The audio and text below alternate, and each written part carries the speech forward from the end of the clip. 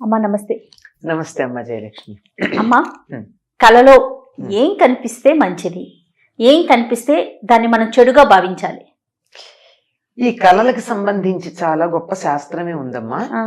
మన ఋషులు రాసినవి ఉన్నాయి, సిగ్మండ్ ఫ్రాయిడ్ వాళ్ళు రాసినటువంటివి ఉన్నాయి. వాటిల్లో చెప్పిందంతా చూడాలంటే ఆ శాస్త్రం అంతా చదవాలి.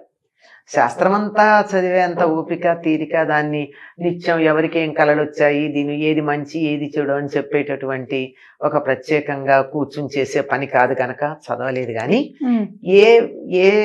ఎటువంటి కళలు వస్తే ఎటువంటి ఫలితాలు ఉంటాయి అన్నది ఫలితాంశంగా రామాయణంలో చెప్పింది ఏమున్నాయో అవి మాత్రం చెప్పగలుగుతాను నేను. రామాయణంలో కూడా రామాయణంలో ఉన్నాయి. కానీ అమ్మ, రామాయణంలో స్ఫురించని అంశం లేదని కదమ్మా. ఆయన వాల్మీకి మహర్షి స్పృశించనటువంటి అంశం అన్నది లేదమ్మా. అన్ని విషయాలు ఉన్నాయి.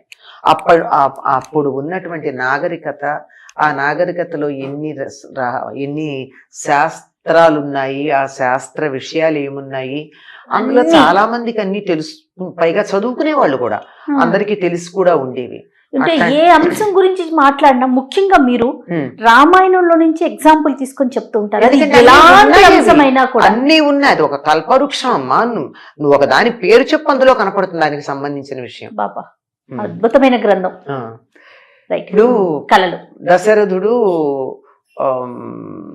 రాముడికి వివాహం అయిన తర్వాత భరతుడు మేనమామల ఇంటికి వెళ్ళిన సందర్భంలో కొన్ని సంవత్సరాలు అయిన తర్వాత, అంటే 11-12 సంవత్సరాలు అయ్యి ఉండొచ్చు అప్పటికి.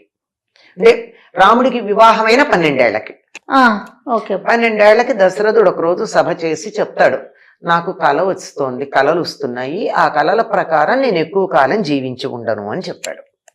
ఏమంటే తనకి సంబంధించినటువంటి అంతరిక్షంలోనేమో తన సంబంధించిన నక్షత్రాలు అవి రాహుగ్రస్తమైనట్టు కనపడడం అనేది ఒకటి చెప్పాడు, ఖగోళ శాస్త్రానికి సంబంధించి. అంతేకాకుండా తాను నగ్నంగా కనపడుతున్నానని, అంటే అది తనకి ఎవరన్నా తనని తాను నగ్నంగా కనపడినట్టయితే తన మరణం ధ్రువం అని ఇంకా తనకి సంబంధించి కొన్ని చెప్తాడనమాట. ఈ కారణంగా నాకు మరణం సమీపించింది అని నాకు అర్థమవుతోంది అని చెప్తాడు. ఇది ఒకటి. ఇది కాక అసలు ప్రత్యేకంగా సీతాదేవి హనుమంతుడిని చూసినప్పుడు ఏమిటి ఇక్కడ ఈ కోతి కనపడింది, ఈ కోతి కలలోకి వస్తే బంధువులకి ఏదో హాని కలుగుతుందంటారు, ఆత్మీయులైనటువంటి వాళ్ళకి ఏదో కష్టం కలుగుతుందంటారు, ఏమిటి నాకు ఇలా కలిగింది, అందరూ క్షేమంగా ఉన్నారా లేదా అనుకుంటుంది. అనుకుని మళ్ళీ అనుకుంటుంది, నాకు కళ ఏమిటి, నేను నిద్రపోతే కదా కళ రావడం, ఇది నిజంగానే కోతి, కళ కాదు అంటుంది. అంటే కళలో కోతి కనపడితే ఆత్మీయులకి హాని అక్కడ చెప్పింది. ఆ తర్వాత అసలు త్రిజట స్వప్న వృత్తాంతమే ఉంది. త్రిజట అని ఈవిడికి సీతాదేవికి కాపలా ఉన్నటువంటి స్త్రీలలో ఒక వృద్ధురాలు. ఆవిడ అక్కడ కూర్చుని కాపలా కాస్తూ కాస్తూ కాస్తూ నిద్రపోయింది. కునికింది, ముసలిది కదా. దానికి 3 లెవెల్స్ లో కళ వచ్చింది. Continuity of sleep, of dreams. కళలు కంటిన్యూ అవడం కూడా ఉంది. అది ఇప్పుడు అది కూడా ఈ మధ్య దాని మీద కొన్ని పారాసైకాలజీలో ప్రయోగాలు చేస్తున్నారు. ఒక కళ వచ్చి నాకు మంచి కళ వచ్చింది అనుకో, బాగుంది, ప్లెజెంట్. ఆ కళ అనుకోకుండా మెళుకో వచ్చి ఆగిపోయింది. ఆగిపోతే అది కంటిన్యూ కావాలి, అదే కళ కంటిన్యూ కావాలంటే దాన్ని కంటిన్యూ చేసుకునే ఒక టెక్నిక్ కూడా ఉందిట సైకాలజీలో. అద్భుతం కదమ్మా. అద్భుతమా? ఎందుకు వచ్చింది విషయం బాగుంది కానీ అసలు కళ్ళే రాకుండా హాయిగా నిద్రపోతే ఎంత బాగుండు. అసలు అలా ఉంటుందా? కదమ్మా. ఒక్కొక్క రోజు అసలు ఏం గుర్తుండదు, అసలు కళలు ఉండవమ్మా. కొంతమందికి విపరీతమైనటువంటి మానసికమైన కార్యక్రమాలు నడుస్తూ ఉన్నప్పుడు మాత్రమే, యాక్టివిటీ ఉంటే మాత్రమే కళలు వస్తాయి. లేకపోతే హాయిగా ఏదో ఏనుగులు తొక్కినా తెలియనట్టు, పిడుగుపడ్డా తెలియనట్టు పడుకున్నారంటారే, అట్లా పడుకోవడం అసలు నిజమైనటువంటి శారీరక మానసికమైనటువంటి అద్భుతమైన విశ్రాంతి లభ్యమవుతుంది దానికి. ఆవిడ చెప్తుంది 3 రకాల కళలు చెప్తుంది. ఒకటి ఏమిటంటే రాముడు ముందు ఇది 1000 హంసలు మోస్తున్న పల్లకీలో వస్తున్నట్టు, సీతాదేవి ఏమో చంద్రుణ్ణి సూర్యుణ్ణి ఇలా చేతులతో తడుముతున్నట్టు, అట్లా. అలాగే తెల్లని ఎద్దులు కట్టినటువంటి రథంలో వస్తున్నట్టు, ఆ తర్వాత ఏనుగు మీద, తెల్లని ఏనుగు మీద వస్తున్నట్టు, ఇలా కళలు వచ్చాయి అంటుంది. అంటే 3 లెవెల్స్ ఈవిడికి వచ్చింది. ఈ 3 కూడా శుభం. తెల్లని వస్తువులు వస్తే శుభం, తెల్లని ఎడ్లు ఆబోతులు అవి వస్తే శుభం, తెల్ల ఏనుగు వస్తే శుభం, ఈ తెల్ల హంసలు శుభం. ఈ తెల్ల ఏనుగు అన్నది మనకి బుద్ధుడి చరిత్రలో కూడా కనపడుతుంది. మాయాదేవికి తెల్లని ఏనుగు వచ్చి వైశాఖ పూర్ణిమ నాడు తనలో ప్రవేశించినట్టుగా కాలుస్తే ఆ తరువాత ఈయన పుట్టాడు, సిద్ధార్థుడు పుట్టాడు అని చెప్తారు. అంటే మహానుభావుడైనటువంటి వాళ్ళు. ఇది చాలా శుభప్రదమైనటువంటి కళలుగా వీటిని చెప్తారు. ఇది అయ్యాక రావణుడి పరిస్థితి కూడా ఆ త్రిజట కళల్లో వస్తుంది. నూనె తాగుతున్నట్టు, జుట్టు విరబోసుకున్నట్టు, నల్లని స్త్రీ జుట్టు పట్టుకు ఈడ్చుకెడుతున్నట్టు, రథం మించి లాగితే తల్లకిందులుగా పడుతున్నట్టు, ఆ పడ్డవాడు వెళ్ళక్కడ ఆ మలం ఉన్నటువంటి గుంటలో పడ్డట్టు, అందులో పడ్డవాడు లేచి అలా నగ్నంగానే వికటాట్టహాసం చేసి పరిగెడుతున్నట్టు, ఇట్లా చెప్తూ ఇలా చెప్తూ ఈయన అలాగే పరిగెత్తాడు. ఆ తర్వాత ఆయనకు ఇంద్రజిత్తు వీళ్ళందరూ తమ్ముళ్ళు వీళ్ళందరూ కూడా అట్లాగే ఒకళ్ళు మొసలినెక్కి వెళ్ళినట్టు, ఒకడు దున్నపోతునెక్కి వెళ్ళినట్టు, ఇట్లాంటి కళలు వచ్చాయి అని చెప్తుంది. ఇవన్నీ వాళ్ళ మరణాన్ని సూచించేవి అని స్పష్టంగా త్రిజట చెప్పింది. దీన్ని బట్టి మనకి ఏవి వస్తే మంచిది, ఏవి వస్తే చెడు అనేది తెలుస్తుంది. ఆ తర్వాత విభీషణుడు కనపడతాడు. ఆ విభీషణుడు తెల్లని గొడుగు కింద తెల్లని ఏనుగునెక్కి ఊరేగెడుతున్నట్టు కనపడతాడు. అంటే అది చక్రవర్తి అవుతాడు అని ఆవిడే ఆ కళ యొక్క ఫలాన్ని చెప్పింది.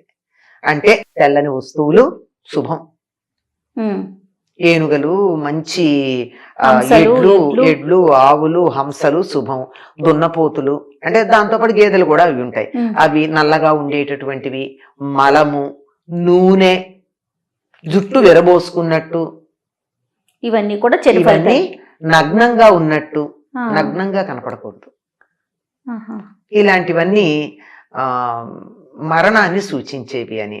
కోతి కనపడితే బంధువులకు ఆపద నాశం కదా, ఆపదలు కలుగుతాయని. ఇట్లాంటివి మనకి ఈ కళల తాలూకా ఫలాలు కూడా చెప్పడం జరిగింది కనుక ఇవి జరిగినవి. అందువల్ల ఎటువంటి కళలు వస్తే బాగుంటుంది ఎటువంటివి అని. అయితే కళల గురించి చెప్పేటప్పుడు ఏం చెప్తారంటే, వైద్యులు చెప్పేది ఏమిటంటే మనం తిన్న ఆహారాన్ని బట్టి దానికి ఫలం ఉంటుంది అన్నారు కళలకి. ఇప్పుడు స్వప్న శాస్త్రం గురించి చెప్పేటప్పుడు ఆరోగ్యకరంగా ఉన్నటువంటి వ్యక్తి సాయంకాలం భోజనం చేసిన తర్వాత 3 గంటల వ్యవధానం ఇచ్చి పడుకుంటే, పడుకున్న తర్వాత చాలా సేపటి తర్వాత వచ్చేటటువంటి కళ కంటే రాత్రి 12, 3, 4 మధ్యలో వచ్చేటటువంటి కళలకే ఫలితం ఉంటుంది. పడుకోగానే వచ్చింది, అవతల టీవీ పెడుతుంటే టీవీ సౌండ్ వినపడుతుండగా నాకు దానికి సంబంధించిన కళ వస్తే దానికి ఏం ఫలితం ఉండదు. గాఢంగా నిద్ర పట్టినప్పుడు వచ్చేది. అలా ఆ గాఢంగా నిద్ర పట్టకుండా వచ్చే వాటిల్లో కళలే ఉంటాయండి, కలవరింతలే ఉంటాయి. అంచేత వాటికి సగం నిద్రలో వచ్చే వాటికి ఫలితాలు ఉండవు, అట్లాంటివి ఉండవని చెప్పడం జరిగింది. ఆధునిక శాస్త్రజ్ఞులు చెప్పిన మాట నేను చెప్తున్నా, ఇందాక రామాయణంది చెప్పిందే కాకుండా. తర్వాత బాగా గనక పీకల దాకా తిని ఎక్కువ సమయం ఇవ్వకుండా పడుకున్నారు అనుకోండి, ఎవరో గుండెల మీద ఎక్కి తొక్కుతున్నట్టుగా కాలొస్తుంది, అంటే ఊపిరి సరిగ్గా ఉండదు. ఇది చాలా కళలు మన ఆరోగ్యాన్ని బట్టే వస్తాయి. మనం తిన్న ఆహారం, మనం అంతకు ముందు చేసినటువంటి పనులు, ఆ కళలకి ఫలితాలే ఉండే. వాళ్ళ పగలు జరిగిన సంఘటనలు రాత్రి కళలోకి వస్తే, వాటి కొనసాగింపు ఏదన్నా వస్తే దానికి ఫలితం లేదు.